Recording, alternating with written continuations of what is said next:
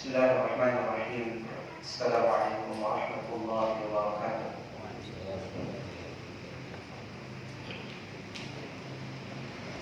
Innal hamdalillah nahmaduhu wa nasta'inuhu wa nastaghfiruh wa na'udzu billahi ta'ala min shururi anfusina wa sayyiati a'malina.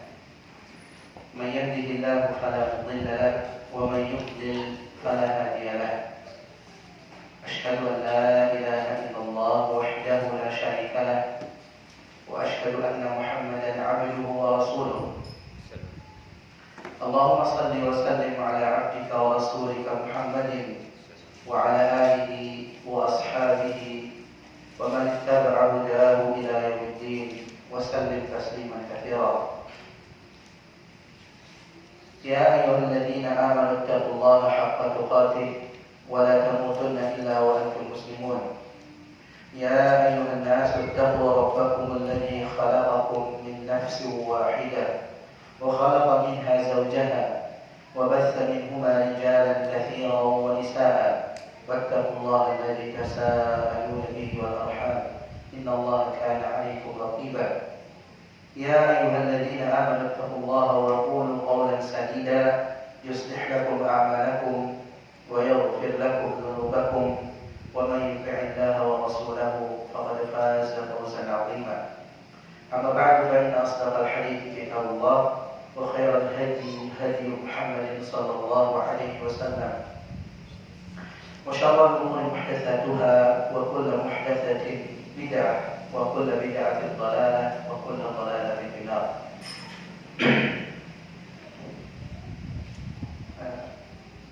Ikhwani wa akhwati fillah rahimani wa rahimakumullah. Insyaallah pada malam hari ini kita akan membahas tema yang sempat kita singgung sedikit di pertemuan yang lalu terkait dengan bahasa Arab. Kita sudah sampaikan kalau pertemuan yang akan datang dari pertemuan yang lalu kita akan membahas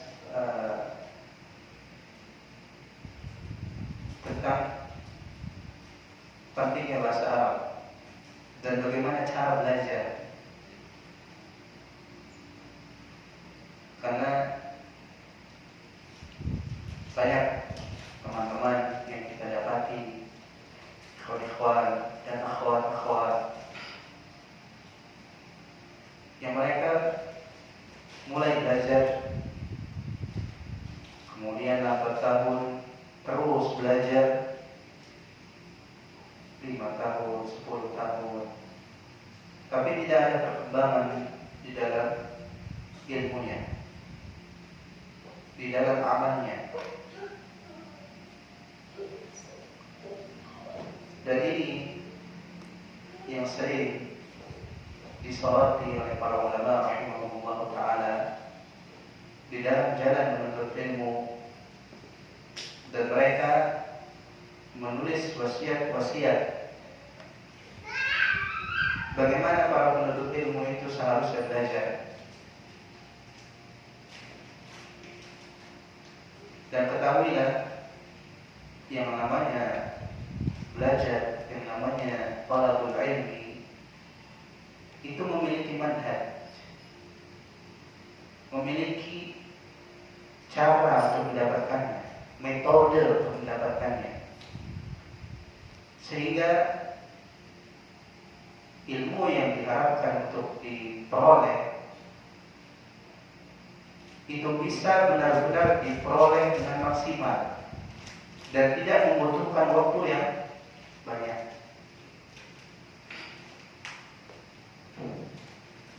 Dan insyaallah ta'ala kita akan mempelajari hal ini, dan untuk menerangkan akan pentingnya belajar bahasa Arab dan benar di dalam belajar menuntut ilmu agama, kita akan memberikan muqaddimah.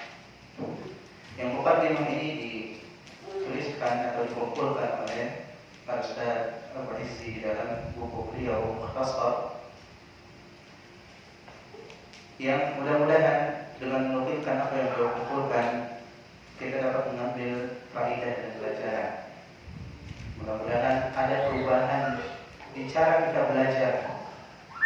Kita kembali ke manhaj metode yang diajarkan, yang ditempuh oleh para salaf kita rahimahullah, yang mereka sudah berhasil dengan metode tersebut, dengan cara tersebut.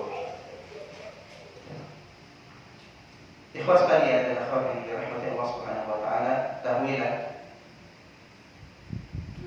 sumber kuatnya kaum muslimin yang paling besar adalah ketergantungan mereka dan kuatnya tarbiyah iman yang benar.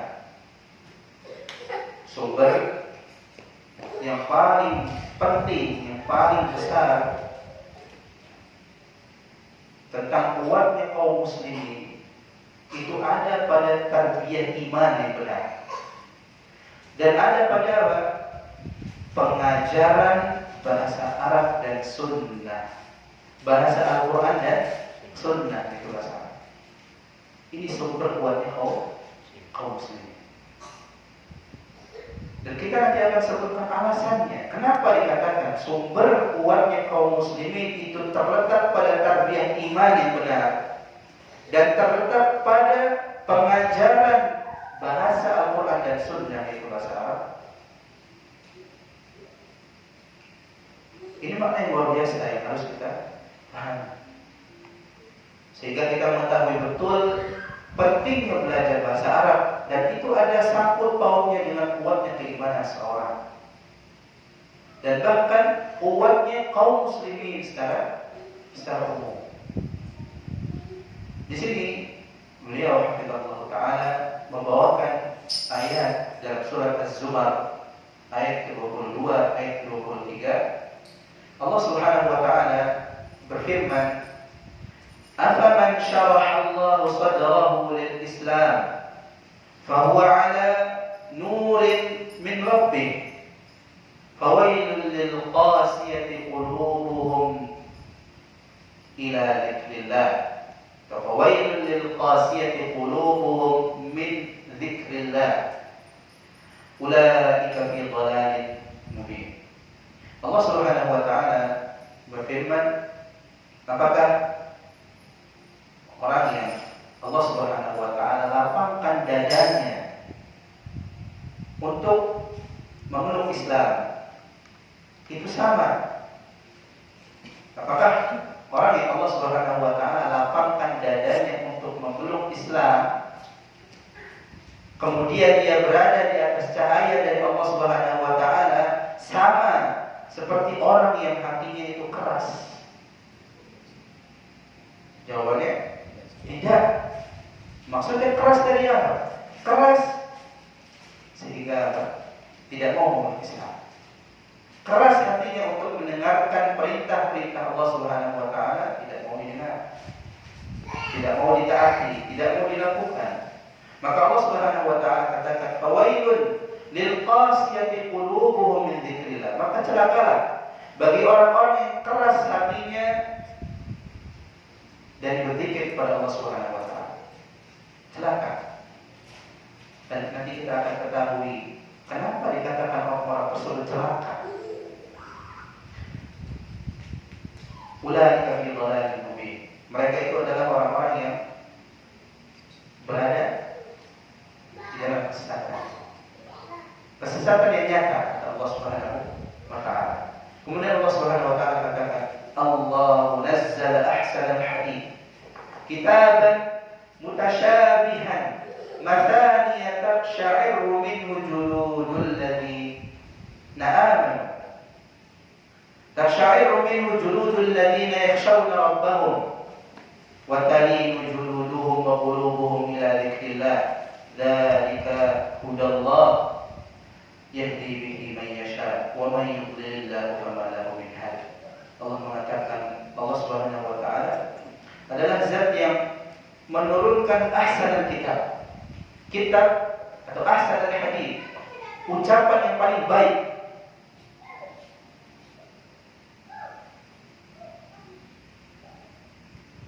Apa ucapan tersebut? Allah katakan kitab, yaitu sebuah kitab, Al-Quranul Karim. Mutasyabihan, yang ayat-ayatnya itu mirip satu dengan yang lain. Dari segi apanya? Pengucapannya. Dari segi maknanya, makna yang ada di ayat ini dengan ayat yang lain mirip-mirip dan tidak pernah saling menyelisih. Makna yang di sini hak menunjukkan tentang sesuatu, yang di sana juga hak menunjukkan tentang sesuatu yang sama. Tidak ada ta'arud, tidak ada saling bertentangan di antara ayat-ayat tersebut. Mutasyabih. Mathani, yang apa? Ayat-ayat tersebut Allah Subhanahu wa taala katakan berulang-ulang. Ayatnya berulang-ulang. Secara pelafatan atau secara penyebutan sering kita dapati. Ketika nama-nama Allah diulang-ulang, ketika sifatnya diulang-ulang, ketika menjelaskan tentang hukum sesuatu diulang, ketika bercerita tentang nabi-nabinya diulang. Itu sering kita dapat di dalam Al-Quran. Tasyairu minhu juludul ladzina yakhshawna rabbahum. Bergetar apa? Kulit-kulit orang-orang yang mereka takut kepada Rabb mereka, kepada Allah Subhanahu wa taala. Kemudian tadi juluduhum wa qulubuhum ila dzikrillah. Kemudian kulit mereka, hati mereka apa? Tenang. Ketika berzikir mengingat Allah Subhanahu wa taala, awalnya apa? Bergetar ketika mendengar ayat-ayat. Sebagaimana disebutkan dalam ayat yang lain, Allah Subhanahu wa taala katakan orang yang beriman itu kalau dibacakan Al-Qur'an bergetar hati mereka. Bergetar kulit mereka. Dan kemudian Allah Subhanahu wa taala katakan setelah getaran tadi mulai apa? Tenang. Tsumma talinu juluduhum wa qulubuhum ila dzikrillah. Ketika berzikir mengingat Allah mulai apa? Hati itu tenang. Dzalika hudallahi yahdi bihi man yasha. Itulah petunjuk Allah Subhanahu wa taala. Yang Allah Subhanahu wa taala berikan dengan petunjuk tersebut orang yang Allah Subhanahu wa taala kehendaki. Petunjuk tersebut apa yang dimaksud? Yahdi billah. Allah Subhanahu wa taala berikan petunjuk dengannya. Maksudnya dengan apa? Dengan Al-Qur'an. Dengan Al-Qur'an. Lalu pertanyaannya, ketika Allah Subhanahu wa taala berikan petunjuk tersebut, kita mendapatkan petunjuk dari Allah Subhanahu wa taala melalui perantara Al-Qur'an. Bagaimana Al-Quran itu bisa menjadi petunjuk buat kita kalau seandainya kita tidak paham Al-Quran? Dengan apa Al-Quran diturunkan oleh Allah Subhanahu wa taala? Dengan bahasa. Di sana titik mengapa kita harus mempelajari bahasa. Di sana terdapat petunjuk. Kemudian Allah Subhanahu wa taala katakan, "Wa may yudlilillah fama lahu min had." Dan barang siapa yang Allah Subhanahu wa taala sesatkan, maka tidak ada yang dapat memberikan petunjuk. Ikhwas sekalian, rahimakumullah. Beliau membawakan perkataan Syekh Sa'di rahimahullah taala. Ketika Syekh mengatakan, apakah sama orang yang Allah Subhanahu wa taala lapangkan dadanya untuk memeluk Islam, kemudian dadanya itu lapang untuk menerima hukum-hukum Allah Subhanahu wa taala tentang halal, tentang haram, tentang perintah, tentang larangan. Kemudian mengamalkan hukum-hukum tersebut. Lapang dadanya, senang dipandang. Dirinya mengetahui hal tersebut dengan ilmu. Seperti apakah sama seperti orang yang qasiyah qulubuhum, yang hatinya keras. Maksudnya ketika Allah Subhanahu wa taala katakan hati mereka, hati orang-orang yang keras itu, maksudnya la talinu li kitabihi, tidak tenang terhadap kitab Allah.